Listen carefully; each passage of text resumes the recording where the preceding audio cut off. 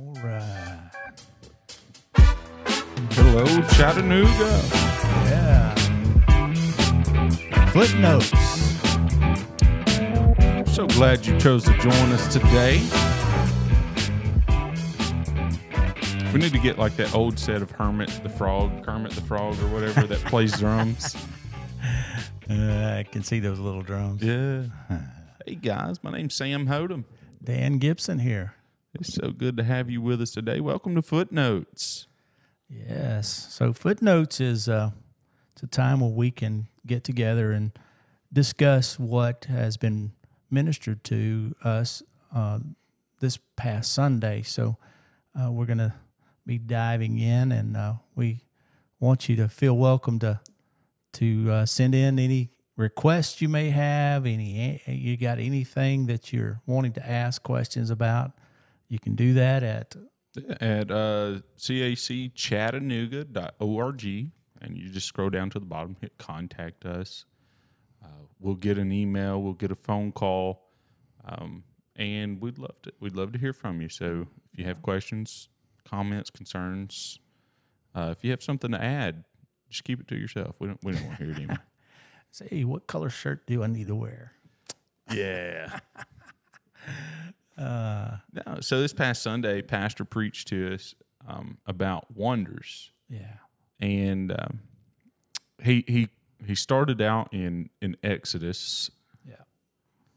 And honestly, that's kind of where, if you just do a word search on that, that's where wonders That's where it started. That's where it starts appearing. Mm-hmm.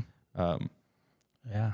From that standpoint, then in Exodus, it was God started showing himself differently than he had before. Most definitely. Definitely. He showed himself in different forms and fashions, but I think mainly to the children of Israel when he brought them out of captivity. Mm-hmm. We start seeing him show himself to the children of Israel. He shows up and shows himself to them, which they already knew he is. Hear, O Israel, the Lord our God is one. They knew who their God was, and they had taught their children that. But then as it's interesting to me how that when we get in situations in our life that we start calling on the Lord, he shows up. Yeah. He shows up in many forms and fashions, but he can show himself to be really true to us. In even you see the children of Israel when they get to the sea and it divides and they're walking across. I think it's important though that wonder that they saw and wow that they saw in God. Yeah. Their enemy was still pursuing them. Oh, that's super weird, isn't it? Yeah. Yeah. Seeing that. So you got the Egyptians, they see the walls of water. Yeah. They're like, we're just going to go anyway. Yeah. It's like, what got in your head, man? Yeah.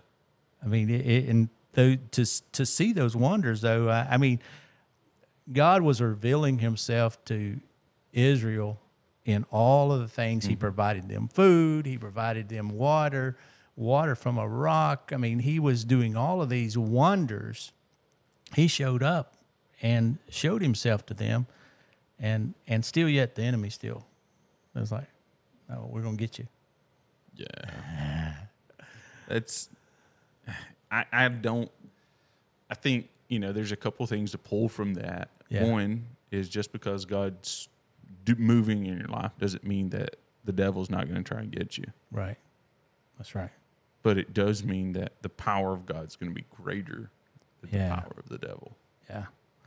Yeah, and that's where we as believers see the wonders of God. In looking in that direction, even over in the New Testament time, we find in the book of Acts that there is many things that God starts revealing to the church. You got in Acts 2, you've got all these different cultures and different race have come to this celebration. Yeah. And here they are in this one location, and God sends his wonder, Yeah. and these people are saying, wow.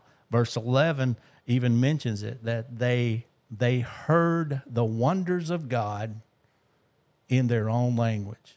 What is going on? So God reveals himself Yeah. in that fashion. I think each generation hungers for the wonders. I don't know that each generation gets to experience it. Right. I don't know that they do. And maybe that's more of an individual based instead of a generational based thing now. Well, I think there's seasons in people's life. God will eventually show them, and they can say that was a wow God moment in their life. They'll see that wonder, but to say that you're going to that they're seeing the wonders all the time, no. I mean, if they want to, if they really want to see God's glory and they want to see his wonders, they can see that, but you've got to be hungry for that. You know, I was at my grandparents' last week, and anytime you're around your grandparents, right, they get Old folks. Yeah, they have different stories of the wonders of God, of the things that God had done for them, provided for them. I mean, I was my cousin and I today. We were talking about the wonders that God had done, and he was referring back to a story about oh man, what's that guy's name? He did all the Crusades in the 90s, apostolic guy. Jeff Arnold? No. He did like the foreign Crusades. Oh yeah. Yeah. Billy Cole. Yes, Billy Cole and his wife and Lee Stone King were doing a crusade somewhere in Indonesia, somewhere in that Asian area. And Billy Cole's wife, actually, she reached down to pick up something. It almost parallels to the story of how Paul was reaching down to pick up something, and a king cobra bit her. And everybody was freaking out. They were like, she's going to die. You know, you got like 3 minutes or something when a king cobra bites you. Yeah. And she just kept doing what she was doing, and just nothing ever happened. God protected her. That's a wonder. That is a wonder, because it takes the human element out. Yeah. Anytime God's wonder sets down in the midst of people, you can literally say that no human is capable. No way. They can't do it. The wonder. It was the wonder of God. Now, in something that struck me in this, the wonders, God did have instructions prior to the wonders. Mm-hmm. But those instructions, the Passover, he gave them very explicit instructions on how to prepare their homes, how to prepare themselves. Right. But in no way, shape, form, or fashion did they measure up to the wonder. Right. Same thing with the day of Pentecost. They were in one instructions. Yeah, you go here and you tarry here. Yeah.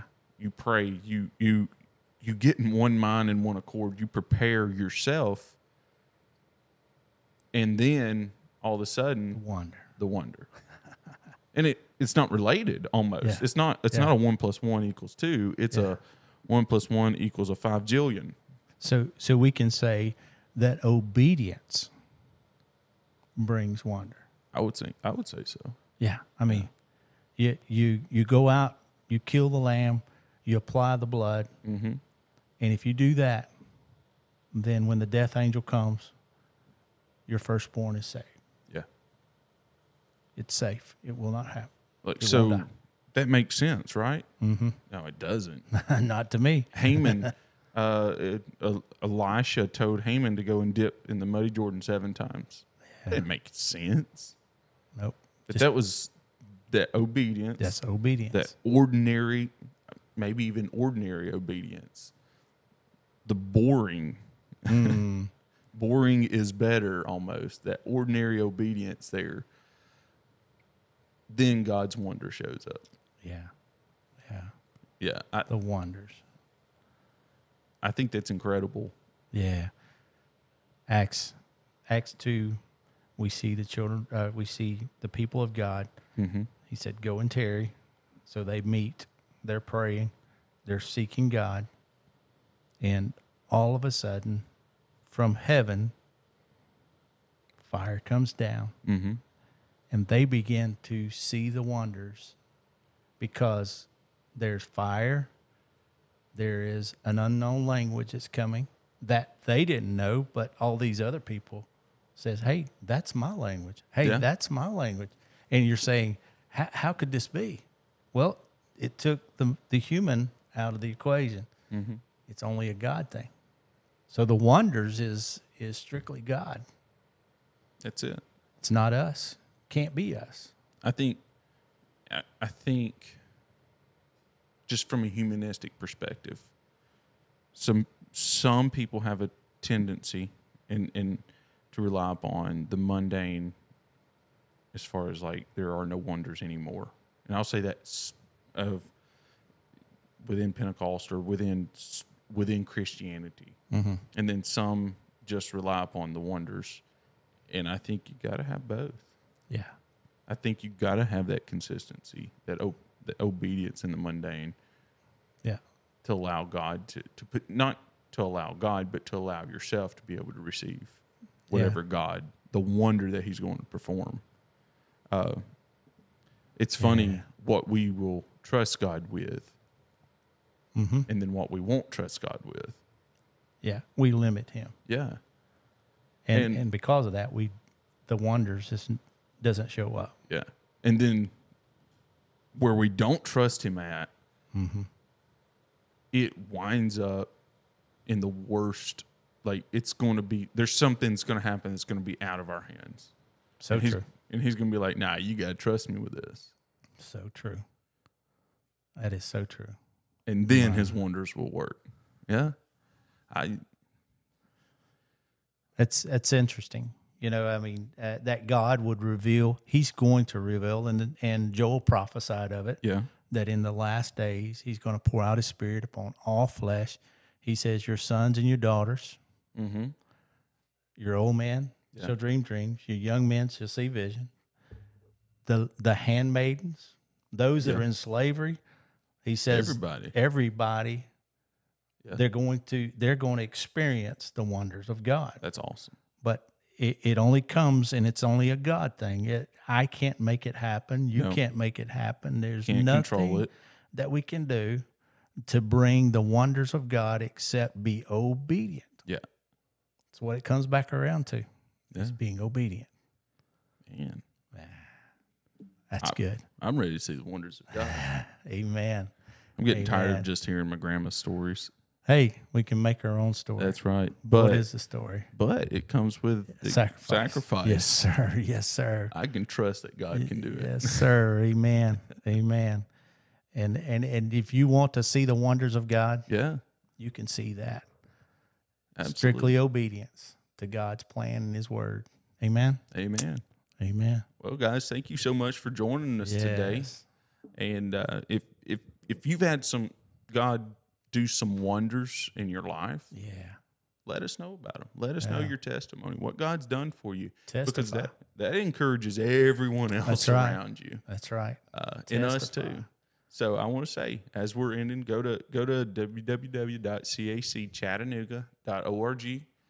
Send us an email, shoot us a comment on Facebook or on Instagram, and just kind of tell us what God's done in your life.